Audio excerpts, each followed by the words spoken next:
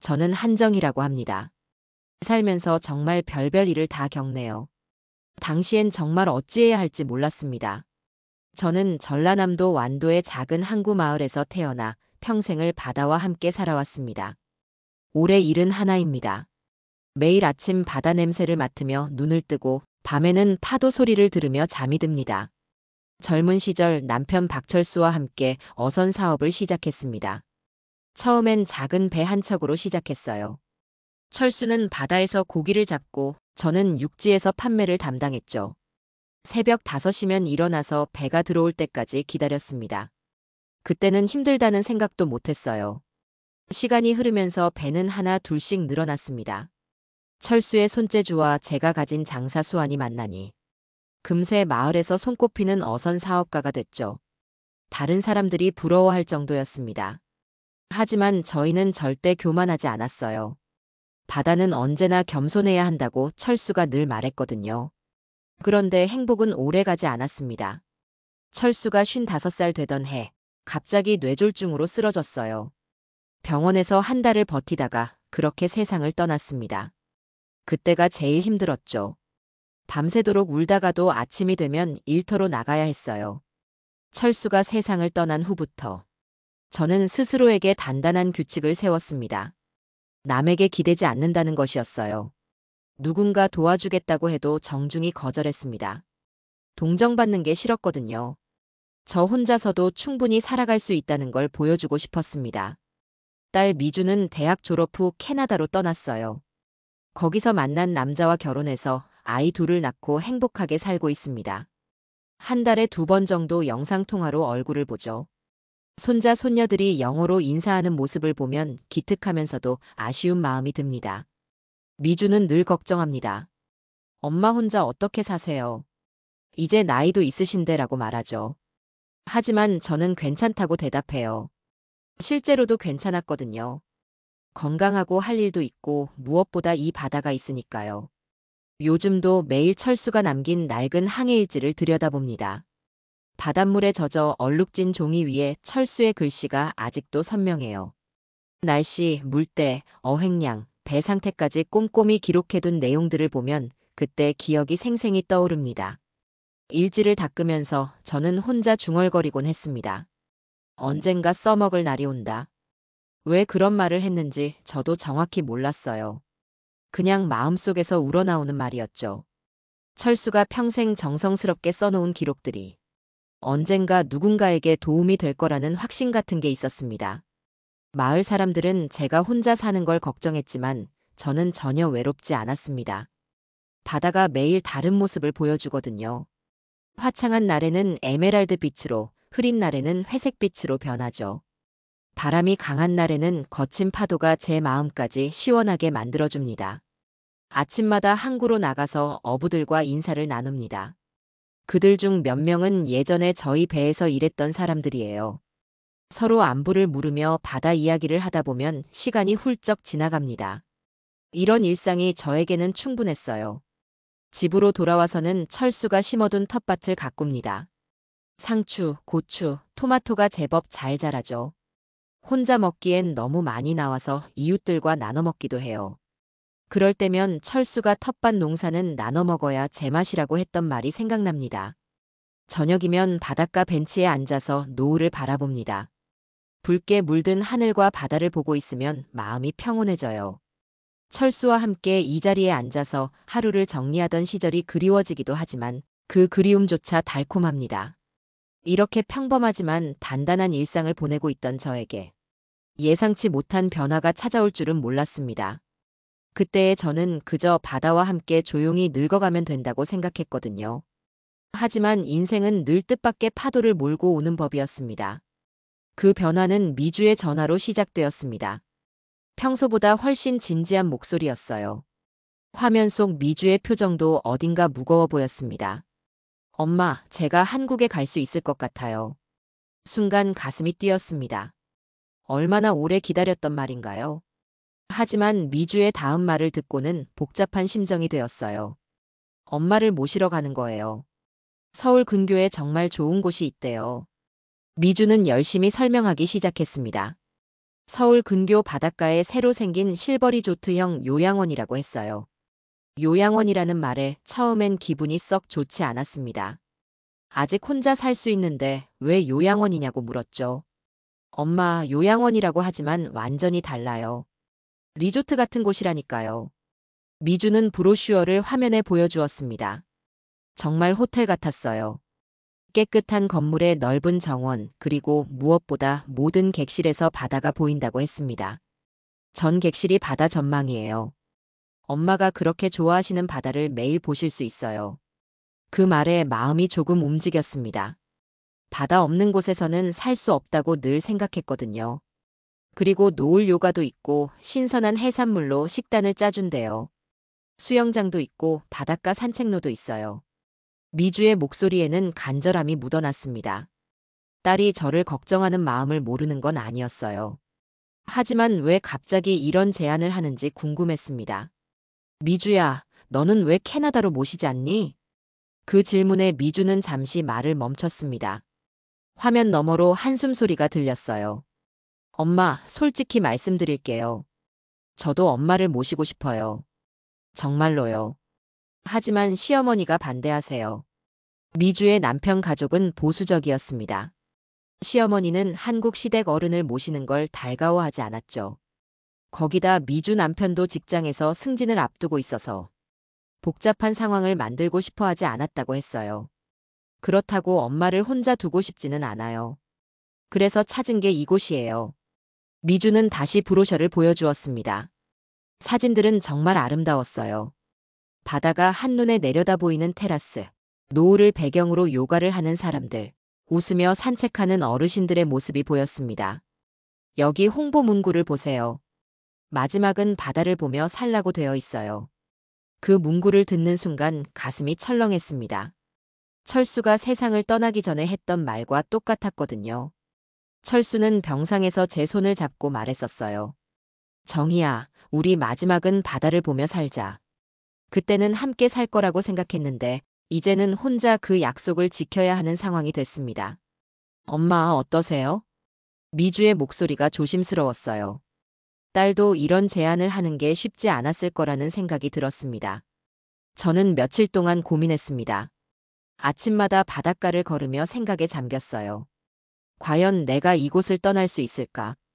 평생 살아온 이 마을을, 철수와의 추억이 담긴 이 집을 떠날 수 있을까?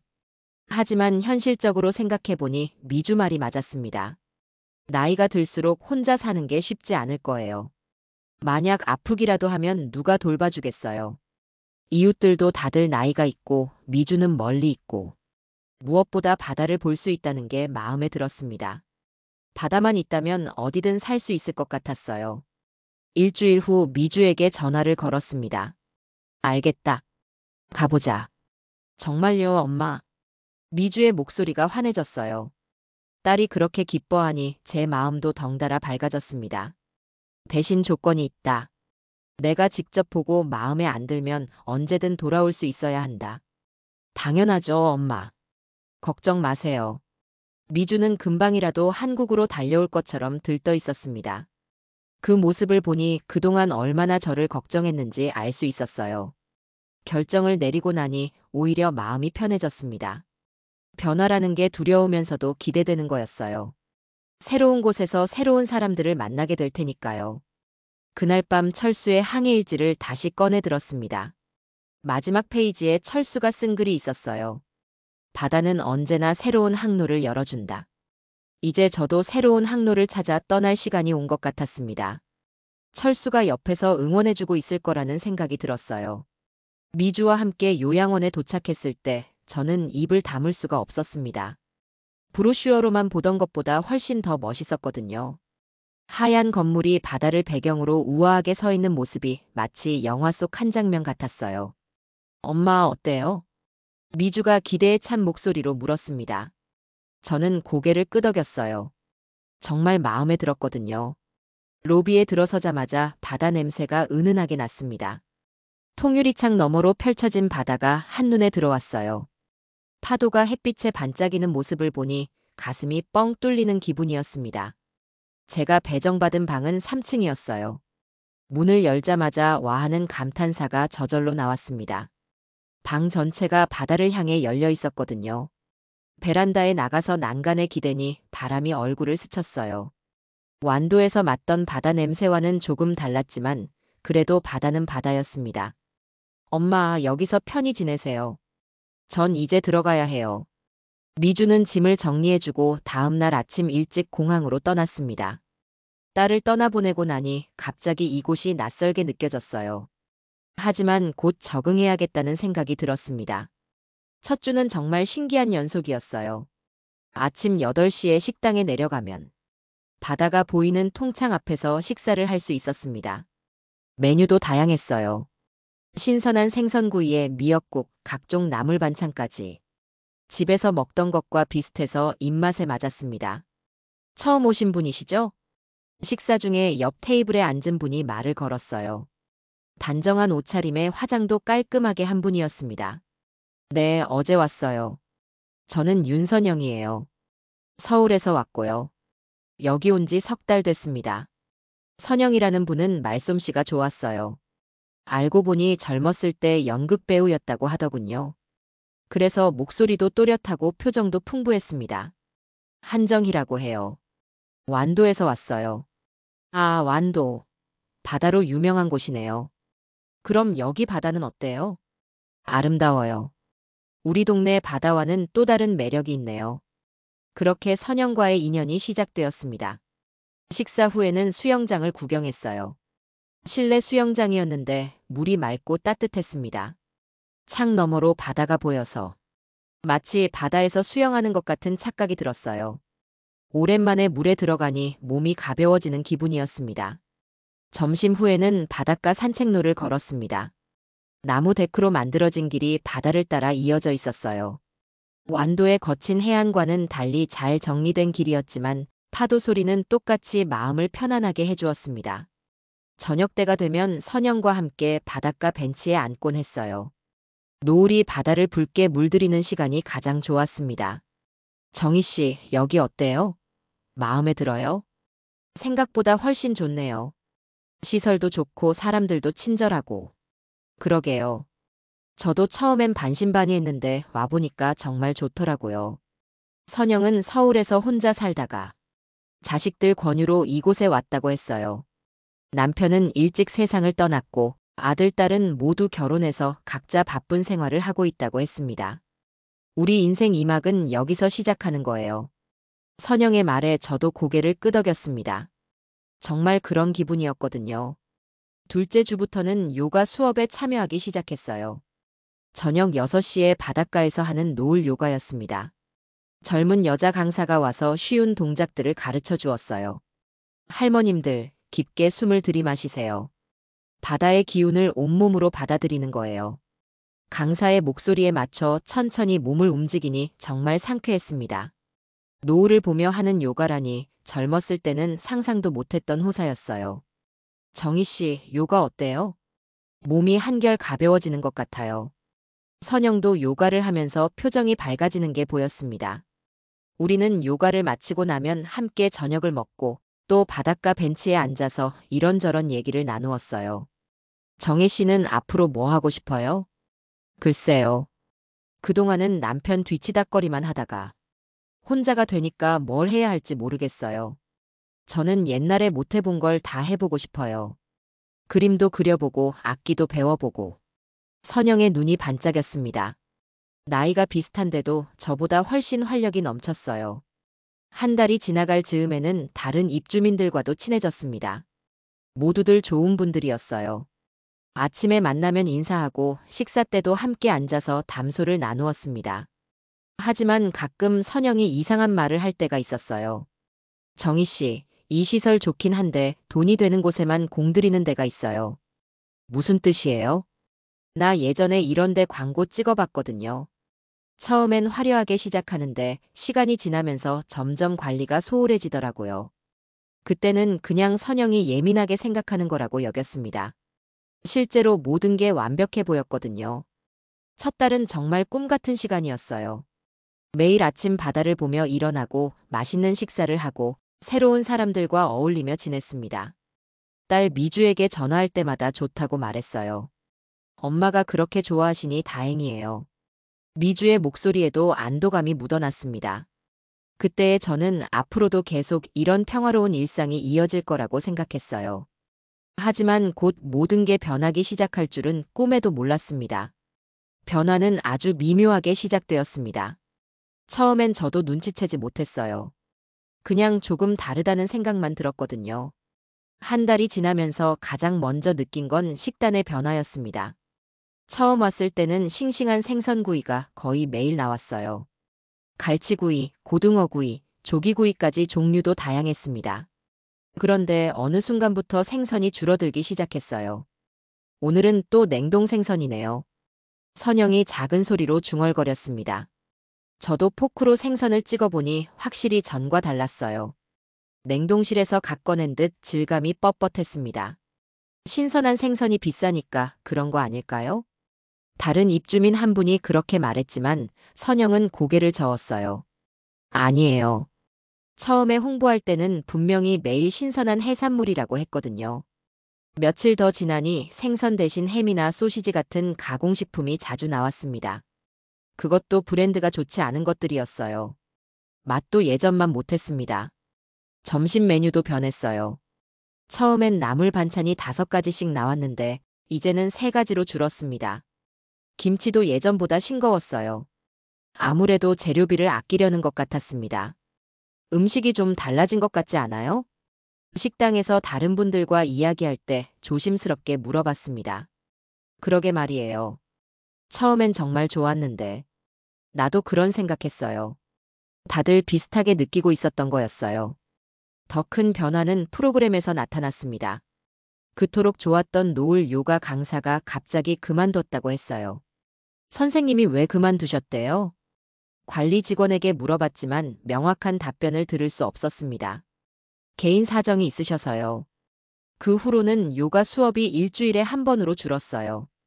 그것도 경험이 부족해 보이는 새 강사가 와서 대충 하고 가는 시기였습니다. 전에 강사는 1시간 넘게 정성스럽게 가르쳐 줬는데 이제는 30분도 안 돼서 끝났어요. 이게 뭐예요? 이런 식으로 할 거면 차라리 안 하는 게 낫겠어요. 선영이 불만을 토로했습니다. 저도 마찬가지 생각이었어요. 다른 프로그램들도 하나둘씩 없어지기 시작했습니다. 주 2회 하던 서예 교실은 월 1회로 음악 감상회는 아예 사라졌어요. 입주할 때 받은 안내서에는 분명히 다양한 문화 프로그램이 있다고 했는데 말이죠. 바닷가 관리도 소홀해졌습니다. 처음엔 매일 아침 직원이 와서 산책로를 깨끗하게 청소했어요. 낙엽이나 쓰레기를 말끔히 치워놔서 걷기가 편했습니다. 그런데 이제는 며칠씩 그냥 두는 경우가 많았어요. 어느 날 아침 산책로 난간이 부러져 있는 걸 발견했습니다. 위험해 보였는데도 며칠 동안 그대로 방치됐어요. 저기 난간 좀 고쳐달라고 해야겠어요. 관리사무소에 가서 얘기했지만 담당자는 시큰둥한 반응이었습니다. 예산 문제가 있어서요. 조금 기다려주세요. 예산 문제라니. 입주할 때 관리비를 그렇게 많이 냈는데 무슨 예산 문제인지 이해가 안 됐어요. 가장 충격적이었던 건 어느 날 밤에 들은 대화였습니다. 잠이 안 와서 베란다로 나갔는데 아래층에서 직원들이 이야기하는 소리가 들렸어요. 입주금만 받고 관리비는 빼돌리는 거잖아요. 쉿, 소리 작게 해요. 들리면 안 되니까. 어차피 할머니들은 뭘 알겠어요. 대충 해도 불만만 안 나오면 되는 거죠. 순간 온몸에 소름이 돋았습니다. 이런 식으로 우리를 속이고 있었다는 거였어요. 그 다음부터는 모든 게 다르게 보였습니다. 직원들의 불친절한 태도, 줄어드는 서비스, 부실한 관리까지. 처음엔 일시적인 문제라고 생각했는데 이제는 의도적인 것 같았어요. 선영 씨, 이상하지 않아요? 다음 날 아침 선영에게 조심스럽게 말했습니다. 뭐가요? 요즘 여기 분위기 말이에요.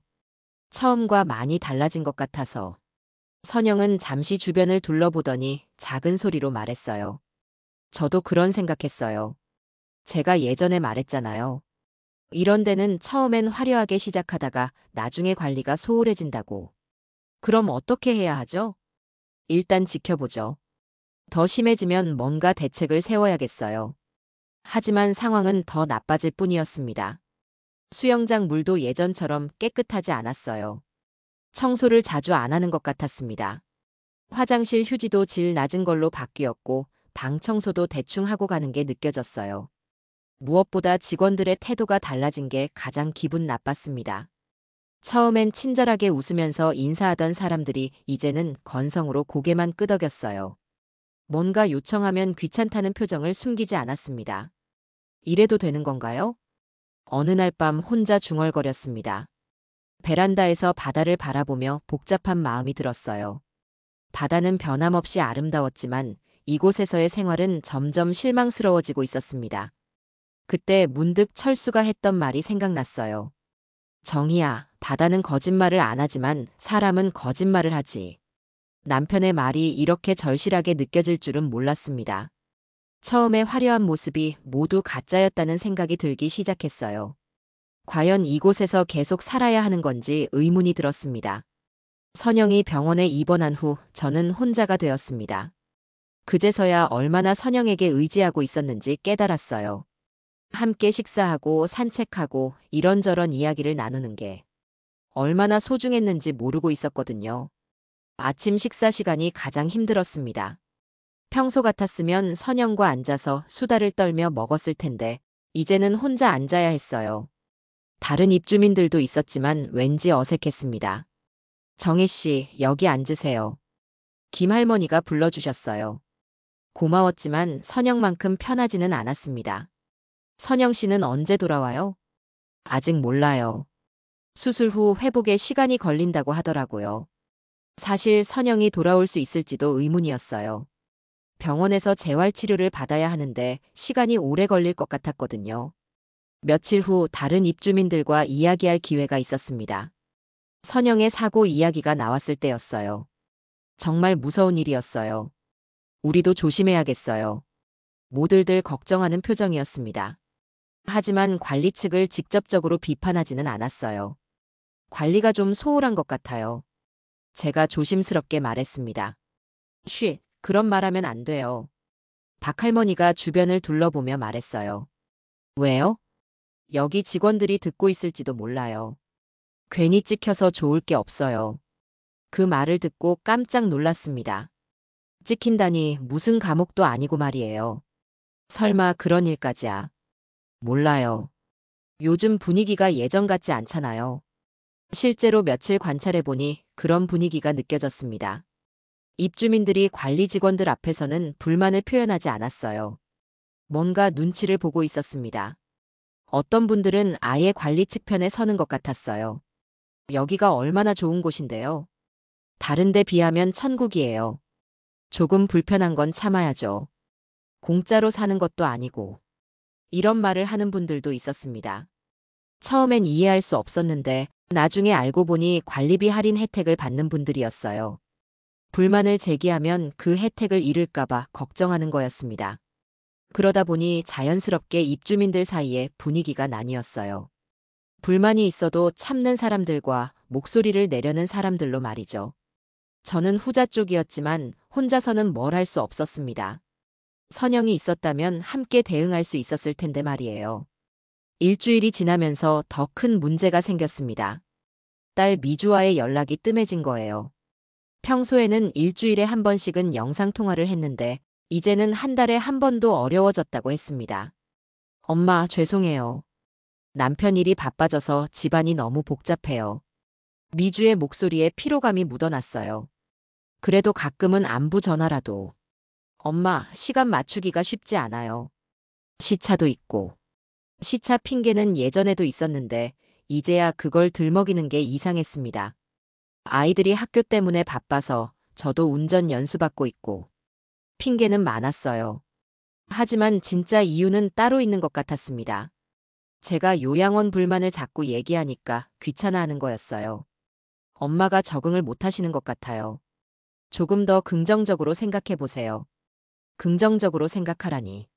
위험한 상황에서도 긍정적으로 생각하라는 건가요? 미주야, 엄마가 말하는 건. 엄마, 이제 끊어야 해요. 아이들 숙제 봐줘야 해서. 전화는 금세 끊어졌습니다. 그 후로는 제가 먼저 전화를 걸어도 받지 않는 경우가 많았어요. 나중에 문자가 왔습니다. 엄마 회의 중이었어요. 나중에 연락드릴게요. 하지만 그 나중에 연락이 온 적은 거의 없었습니다. 점점 혼자라는 생각이 들었어요. 딸은 멀리 있고 가장 가까운 친구인 선영은 병원에 있고 남은 건 저 혼자뿐이었습니다. 저녁이 되면 바닷가 벤치에 혼자 앉곤 했어요. 선영과 함께 앉던 바로 그 자리였습니다. 바다는 변하지 않는데 사람은 왜 이렇게 변하나? 혼잣말이 나왔습니다. 파도는 여전히 똑같은 소리를 내며 밀려왔다 갔다 했어요. 하지만 사람들은 모두 변했습니다. 딸도 이곳 직원들도 심지어 다른 입주민들까지도. 처음에 보여줬던 모습이 진짜가 아니었다는 생각이 들었어요. 어느 날은 선영이 없는 게 너무 그리워서 병원에 가려고 했습니다. 하지만 요양원에서 병원까지 가는 교통편이 마땅치 않았어요. 택시를 불러달라고 하면 되지 않을까? 관리사무소에 문의했지만 개인적인 일로는 도와줄 수 없다고 했습니다. 대중교통을 이용하세요. 하지만 버스 시간표도 불규칙하고 환승도 여러 번 해야 했어요. 제 나이에는 쉽지 않은 일이었습니다. 결국 병원에 가지 못했어요. 전화로만 선영과 이야기할 수 있었습니다. 정희 씨, 거기 어때요? 많이 외로우시죠? 선영의 목소리가 걱정스러워 들렸어요. 괜찮아요. 그런데 선영 씨는 언제 돌아와요? 의사 선생님이 재활치료를 더 받아야 한다고 해요. 아마 한 달은 더 걸릴 것 같아요. 한 달이라니. 그 긴 시간을 어떻게 혼자 보내야 할까요? 그리고 정희 씨, 제가 걱정되는 게 있어요. 뭐가요? 저 때문에 거기서 문제 제기하시면 안 돼요. 혼자서는 위험해요. 선영도 이곳의 분위기를 걱정하고 있었습니다. 며칠 후 더 충격적인 소식을 들었어요. 선영이 아들과 상의해서 다른 요양원으로 옮기기로 했다는 거였습니다. 여기로 다시 돌아오기에는 불안해요. 만약 또 다치면 어쩌죠? 선영의 결정을 이해할 수 없는 건 아니었지만 그래도 서운했어요. 이제 정말 혼자가 되는 거였으니까요. 그날 밤 잠이 오지 않았습니다. 창밖으로 보이는 바다를 바라보며 생각했어요. 이곳에서 계속 살아야 하는 건지. 하지만 갈 곳도 마땅치 않았습니다.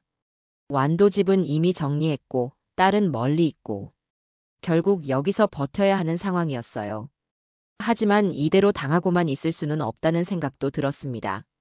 그날도 잠이 오지 않는 밤이었습니다. 혼자 누워서 천장을 바라보다가 문득 철수 생각이 났어요. 철수라면 이런 상황에서 어떻게 했을까 하는 생각 말입니다. 기록은 배의 생명이고 사람을 살린다.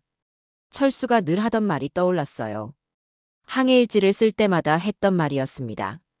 저는 침대에서 일어나 철수의 항해일지를 꺼냈습니다. 이사 올 때 가져온 몇 안 되는 소중한 물건 중 하나였어요. 첫 페이지를 넘기니 철수의 반듯한 글씨가 보였습니다. 날짜, 날씨, 바람의 세기까지 꼼꼼하게 적혀 있었어요. 한 페이지 한 페이지 넘기면서 보다가 뒷부분에서 특별한 걸 발견했습니다. 선원 명단이었어요. 철수와 함께 일했던 사람들의 이름과 연락처가 적혀 있었습니다. 오래된 목록이라 대부분 기억에 없는 이름들이었지만 그 중에서 한 이름이 눈에 들어왔어요. 김대수 마이너스 해경 전속 후 진급. 김대수라는 이름 옆에 철수가 메모해 놓은 글이었습니다. 해경이라니 해양경찰을 말하는 거였어요. 더 자세히 보니 김대수의 연락처도 적혀 있었습니다. 물론 오래된 번호라서 지금도 쓰는 번호인지는 알 수 없었지만요. 이 사람이 지금도 해경에서 일하고 있을까? 혼자 중얼거리며 생각에 잠겼어요. 만약 이 사람이 현재 해경 간부라면 이곳에 문제를 신고할 수 있지 않을까 하는 생각이 들었습니다. 다음 날 아침 일찍 일어나서 김대수라는 이름을 인터넷으로 검색해봤어요. 컴퓨터는 서툴렀지만 미주가 사용법을 알려줘서 간단한 검색은 할 수 있었습니다. 놀랍게도 김대수라는 이름이 나왔어요. 현재 이 지역 해양경찰서의 경무과장으로 재직 중이라고 되어 있었습니다. 정말 그 김대수가 맞나? 확실하지는 않았지만 시도해볼 만한 가치는 있다고 생각했어요. 며칠 동안 고민했습니다. 정말 전화를 해도 될까? 만약 다른 사람이라면 어떻게 하지? 하지만 다른 방법도 없었어요. 일주일 후 용기를 내서 전화를 걸었습니다. 손이 떨려서 번호를 누르는 것도 쉽지 않았어요. 해양경찰서 경무과입니다. 김대수 과장님 계신가요? 누구시죠? 완도에서 어선 사업을 하던 박철수 아내 한정이라고 합니다. 잠시 침묵이 흘렀어요. 제 심장이 쿵쿵거렸습니다. 철수 형수님이세요? 목소리가 반가워졌어요. 정말 그 김대수가 맞았던 거였습니다. 대수야, 정말 너 맞구나. 형수님, 어떻게 제 연락처를 아셨어요? 철수 형은 어떻게 지내세요? 그 순간 가슴이 뭉클해졌어요. 철수를 그리워하는 목소리가 들렸거든요. 철수는 몇 년 전에 세상을 떠났어. 그런 일이. 정말 죄송합니다. 형수님 혼자 얼마나 힘드셨을까요? 김대수의 목소리에 진심이 담겨 있었어요. 잠시 안부를 나눈 후 본격적인 이야기를 시작했습니다. 이 요양원에서 일어나고 있는 일들을 차근차근 설명했어요. 입주금만 받고 관리비는 빼돌린다는 직원들 대화를 들었고요. 응급 상황에서도 제대로 대응하지 않았고, 시설 관리도 엉망이에요. 안전사고까지 났는데 책임지지 않으려고 하고. 김대수는 제 말을 끝까지 들어줬습니다. 형수님, 이건 명백한 사기 행위입니다. 허위 광고에 예산 유용까지. 그럼 어떻게 해야 하지? 증거가 필요해요. 직원들 대화를 녹음할 수 있나요? 그런 건 어려울 것 같은데. 그럼 다른 방법을 찾아보죠. 형수님께서 보고 들은 걸 자세히 기록해 주세요. 김대수는 구체적인 방법을 알려줬어요. 언제 어떤 일이 있었는지, 누가 뭐라고 했는지 날짜별로 정리하라고 했습니다. 그리고 가능하면 다른 입주민들 증언도 받을 수 있으면 좋겠어요. 하지만 다른 입주민들은 어려울 것 같았어요. 다들 눈치를 보고 있는 상황이었거든요. 일단 형수님 혼자라도 시작해보세요. 제가 내부적으로 알아볼게요. 전화를 끊고 나니 오랜만에 희망이 생겼습니다. 혼자가 아니라는 생각이 들었어요. 그날부터 저는 철수의 항해일지를 본받아서 일지를 쓰기 시작했습니다. 매일매일 무슨 일이 있었는지, 직원들이 어떻게 행동했는지 꼼꼼하게 기록했어요. 11월 15일 마이너스 저녁 식사에 냉동 생선 또 나옴. 입주 당시 약속과 다름. 11월 16일 마이너스 수영장 청소 안 됨. 물이 탁해짐. 11월 17일 마이너스 바닷가 가로등 3개 고장난 채로 방치. 작은 일도 놓치지 않고 기록했습니다. 철수가 바다에서 하던 것처럼 말이에요. 며칠 후 김대수에게 다시 전화를 걸었어요. 대수야, 일지를 쓰고 있어. 매일매일 무슨 일이 있었는지. 잘하셨어요, 형수님. 그게 가장 중요한 증거가 될 거예요. 그런데 혼자서는 한계가 있을 것 같아. 걱정 마세요. 제가 언론사 기자 한 명 아는 사람이 있어요. 이런 일에 관심이 많은 기자예요. 언론사라니. 생각지도 못했던 방법이었어요. 언론에 나가면 다른 입주민들한테 피해가 가지 않을까? 오히려 도움이 될 거예요. 이런 부정행위는 공개되어야 해요. 김대수의 말이 맞는 것 같았어요. 숨기고 있으면 계속 당하기만 할 테니까요. 알겠어. 해보자. 그날 밤 철수의 항해일지를 다시 펼쳤습니다. 맨 뒷장에 철수가 쓴 마지막 글이 있었어요. 바다에서는 정확한 기록이 생명을 구한다.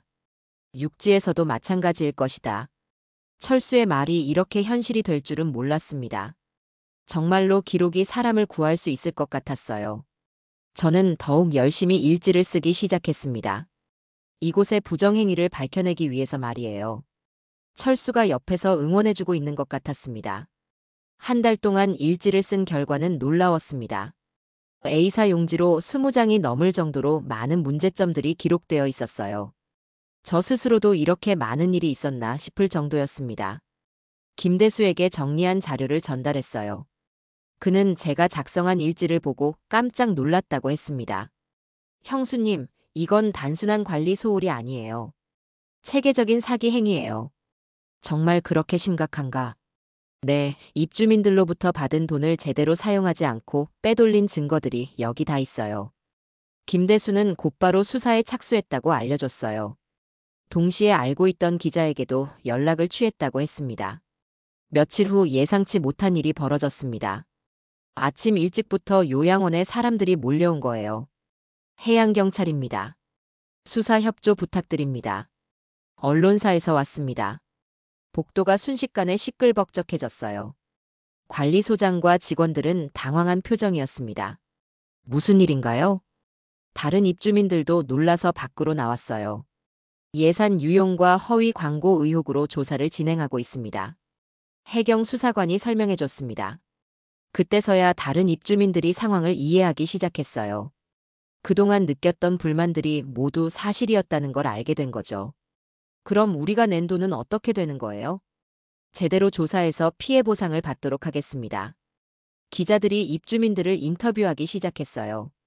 처음에는 말하기를 주저하던 분들도 하나, 둘씩 자신의 경험을 털어놓기 시작했습니다. 음식이 점점 나빠졌어요. 프로그램도 거의 없어졌고요. 응급 상황에도 제대로 대응 안 했어요. 그동안 쌓여왔던 불만들이 터져나왔어요. 관리소장은 변명하기 바빴습니다. 일시적인 운영상 어려움이었을 뿐입니다. 입주민들 복지를 위해 최선을 다했습니다. 하지만 제가 작성한 일지와 다른 증거들 앞에서는 변명이 소용없었어요. 조사는 사흘 동안 계속됐습니다.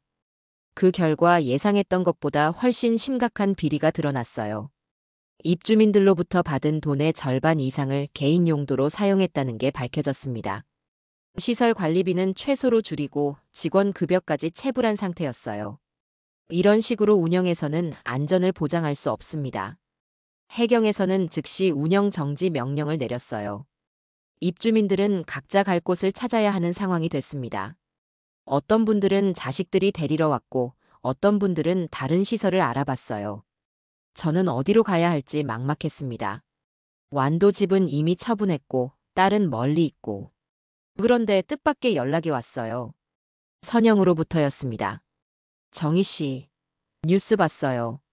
정말 대단해요. 선영의 목소리가 환했어요. 별일 아니야. 당연한 일 했을 뿐이지. 당연한 일이라뇨. 혼자서 그 큰일을 해내다니. 선영은 재활치료를 마치고 아들과 함께 살고 있다고 했어요. 그런데 제안을 하나 해왔습니다. 정희 씨, 저와 함께 뭔가 해보면 어떨까요? 뭘 말이야? 작은 카페를 하나 차리는 거예요. 바닷가에 말이에요.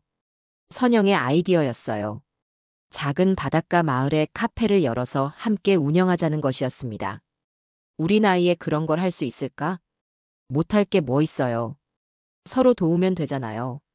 선영의 말을 들으니 마음이 움직였어요. 혼자 사는 것보다는 훨씬 나을 것 같았습니다.